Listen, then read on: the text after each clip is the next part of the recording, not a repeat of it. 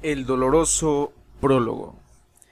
Este no es un libro sobre mí, pero en la medida en que es un libro sobre el ego, voy a analizar una pregunta sobre la que sería una hipocresía no haber pensado ¿quién diablos soy yo para escribir este libro?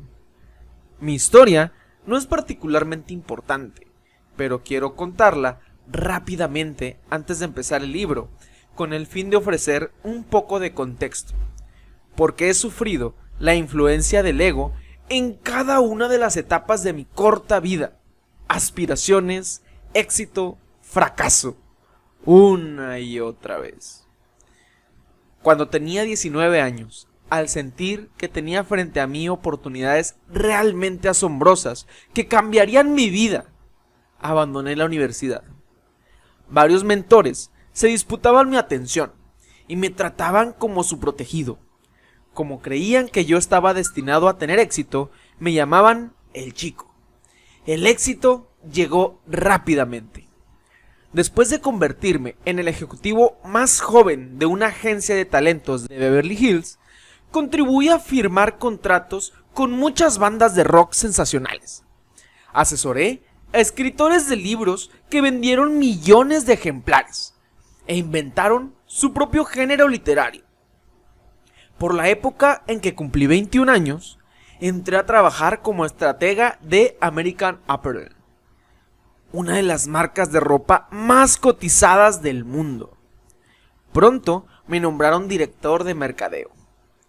A los 25, publiqué mi primer libro, el cual se convirtió de inmediato en un éxito de ventas, muy controvertido, y llevaba una foto mía en la portada. Un estudio me propuso comprarme los derechos para crear un programa de televisión sobre mi vida. En los años que siguieron, acumulé muchas de las trampas del éxito: influencia, una tribuna desde la cual expresar mis opiniones, prensa, recursos, dinero, incluso cierta mala reputación. Más tarde, construí una exitosa compañía sobre la base de estos logros, en la cual trabajaba con clientes muy conocidos y bien pagados, y hacía un trabajo que permitía que me invitaran a dictar conferencias y a participar en eventos sofisticados. En el éxito llegó la tentación de inventarme un cuento para suavizar los detalles feos y matizar las cosas, para eliminar los golpes de suerte y darle a todo un toque mitológico. Usted sabe, cuentos apasionantes de una lucha hercúlea por alcanzar la grandeza a pesar de todo, la pobreza, unos padres que renegaron de mí, el sufrimiento que tuve que soportar debido a mis ambiciones, todo eso. Es el tipo de historia en la cual, con el tiempo, el talento se convierte en la identidad y los logros representan el propio valor como persona. Pero una historia de este tipo nunca es sincera ni sirve de ayuda. En el proceso de hacer el recuento, he dejado mucho por fuera. Omití por conveniencia todas las tensiones y las tentaciones, las caídas vertiginosas y los errores. Todos quedaron en la sala de edición para hacer más atractiva la película.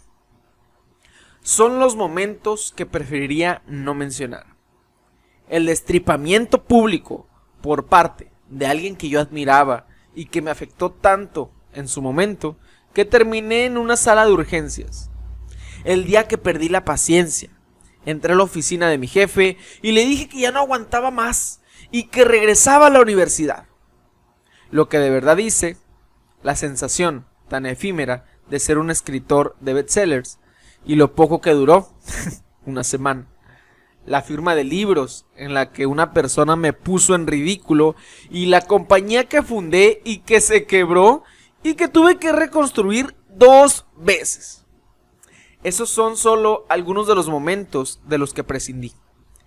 Este panorama más completo es solo una fracción de una vida, pero al menos toca más puntos importantes, los que son importantes para este libro: la ambición, los logros y la adversidad. No creo en las epifanías. No creo que haya un único momento capaz de cambiar una persona. Son muchos momentos. De un periodo de más o menos 6 meses en el 2014, fue como si esos momentos se sucedieran uno tras otro. American Apparel, desde donde hice gran parte de mi mejor labor profesional, se debatía en bancarrota, con cientos de millones en deudas, y se había convertido en una sombra de lo que era. Su fundador, a quien admiré profundamente cuando yo era joven, fue despedido sin pena ni gloria por la junta directiva que él mismo había nombrado, y estaba durmiendo en el sofá de un amigo. La agencia de talentos, donde me formé profesionalmente, estaba en un estado similar, demandada por clientes a quienes les debía un montón de dinero. Otro de mis mentores, que al parecer también revelaba su verdadera esencia, se llevó con él nuestra relación. Esta era la gente en torno a la cual yo había construido mi vida, la gente a la que admiraba y con la que me había formado. Su estabilidad financiera, emocional y psicológica no era solo algo que yo diera por sentado, era definitiva para mi existencia y amor propio. Sin embargo, ahí estaban, estallando frente a mí, una tras otra. Todo parecía ser un caos, o por lo menos así se sentía.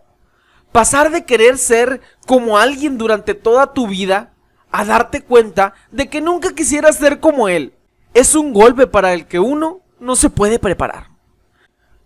Yo tampoco estaba exento de este proceso de disolución. Justo cuando podía darme el lujo de atenderlos, varios problemas de los que había hecho caso omiso en la vida empezaron a llamar a mi puerta.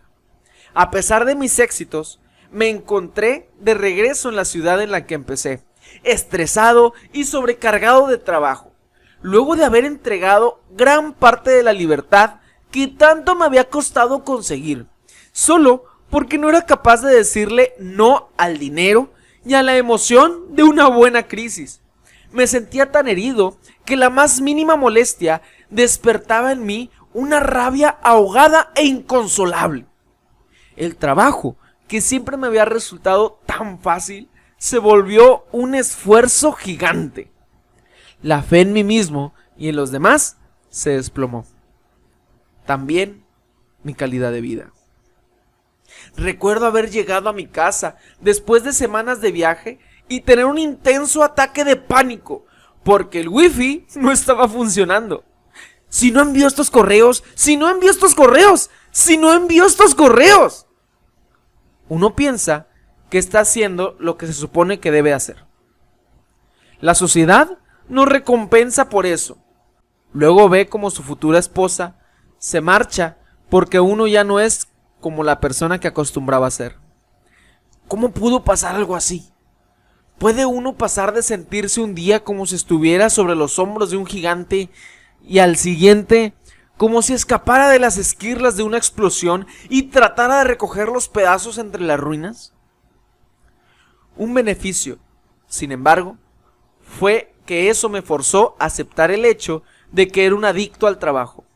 Pero no era solo que trabajara demasiado y necesitara relajarme un poco, sino que si no buscaba una terapia para librarme de la adicción, iba a terminar muerto prematuramente. Me di cuenta de que la misma fuerza y compulsión que me habían vuelto tan exitoso desde tan temprano tenían un precio. De la misma manera como les había ocurrido a otros. No era tanto la cantidad de trabajo que hacía, sino la importancia tan descomunal que éste había adquirido en la percepción de mí mismo. Estaba tan atrapado en mi cabeza que me había convertido en prisionero de mis propios pensamientos. El resultado fue una especie de rutina dolorosa y frustrante, y necesitaba darme cuenta por qué, a menos de que quisiera terminar tan trágicamente como otros. Como investigador y escritor, llevaba mucho tiempo estudiando historia y el funcionamiento de las empresas. Como cualquier cosa que tenga que ver con personas, cuando los fenómenos se observan durante suficiente tiempo, siempre empiezan a surgir los temas universales. Esto es algo que me fascina desde hace mucho.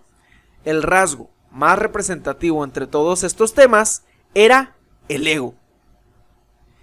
El ego y sus efectos no me eran desconocidos. De hecho, llevaba casi un año haciendo la investigación para este libro, antes de que tuvieran lugar los hechos que acabo de relatar. Pero las dolorosas experiencias de este periodo me definieron las nociones que estaba estudiando de manera en la que nunca antes habría podido entenderlas. Me permitieron ver los efectos nocivos del ego, no solo en mí mismo o en las páginas de la historia, sino en mis amigos, en los clientes, en los colegas, algunos de los cuales se encontraban en los niveles más altos de muchas empresas. El ego le ha costado a mucha gente que admiro cientos de millones de dólares, y al igual que a Sísifo, los ha hecho alejarse de sus objetivos tan pronto los han conseguido. Yo mismo me he asomado a ese abismo. Pocos meses después de mi propia revelación, me hice tatuar en el antebrazo derecho la frase: el ego es el enemigo.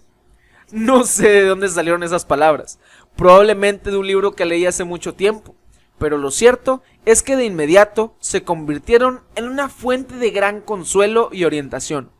En el brazo izquierdo tengo otra frase de origen igualmente confuso: los obstáculos son el camino. Estas dos frases que veo ahora todo el tiempo, cada día, es lo que utilizo para orientar las decisiones de mi vida. No puedo dejar de verlas cuando nado, cuando medito, cuando escribo, cuando salgo de la ducha por las mañanas. Y las dos me preparan y me advierten sobre el camino correcto que debo tomar en cualquier situación que pueda enfrentar. Escribí este libro no porque haya alcanzado una sabiduría que me sienta autorizado a divulgar, sino porque el libro que hubiera querido que existiera en los momentos críticos de mi propia vida, cuando, como todo el mundo, fui llamado a responder las preguntas más importantes que se puede hacer una persona en la vida. ¿Quién quiero ser y qué camino voy a tomar? Con excepción de esta nota y debido a que he descubierto que estas preguntas son intemporales y universales, en este libro siempre he tratado de apoyarme en ejemplos históricos y en la filosofía, en lugar de hablar de mi propia vida. Aunque los libros de historia están llenos de relatos de genios obsesivos y visionarios que reconstruyeron el mundo a su imagen a punta de una fuerza casi irracional. He encontrado que si uno sigue buscando, descubrirá que la historia también la hacen muchos individuos que luchan contra su ego a cada paso, que evitan aparecer en público y que ponen sus objetivos más alto por encima de su deseo de reconocimiento. Trabajar con esas historias y relatarlas ha sido mi método para aprenderlas y absorberlas. Al igual que mis otros libros, este está profundamente influenciado por la filosofía estoica y los grandes pensadores clásicos. Me apoyo tanto en ellos a la hora de escribir como lo he hecho siempre a lo largo de la vida. Si hay algo en este libro que resulte de ayuda, será gracias a ellos y no a mí. El orador Demóstenes dijo una vez que la virtud empezaba con la comprensión y se completaba con el valor. Debemos comenzar por vernos a nosotros mismos y al mundo de una nueva forma. Luego debemos luchar por ser diferentes y por mantenernos así. Esa es la parte difícil. No estoy diciendo que haya que reprimir o aplastar cada gramo de ego que haya en nuestra vida, ni que eso sea siquiera posible. Estos son solo recordatorios, historias morales que buscan alentar nuestros mejores impulsos. En su famosa Ética, Aristóteles emplea la analogía de un trozo de madera torcido para describir la naturaleza humana, con el fin de eliminar la opuesta y, esencialmente, mantiene el trozo de madera derecho. Desde luego, unos 200 años más tarde, Kant anotó una sorna que, de la torcida materia de la humanidad, nunca se hizo nada recto. Es posible que nunca seamos rectos, pero podemos esforzarnos por ser un poco más rectos. Siempre es agradable que nos hagan sentir especiales o empoderados o inspirados, pero ese no es el propósito de este libro. En lugar de eso, he tratado de organizar estas páginas para que el lector termine en el mismo lugar cuando acabe de escribirlo. Es decir, pensando que es un poco menos genial de lo que cree. Ojalá usted termine menos convencido del cuento que se inventa sobre su propia importancia y, como resultado, se libere de lograr ese objetivo que cambiará el mundo y que se ha propuesto alcanzar.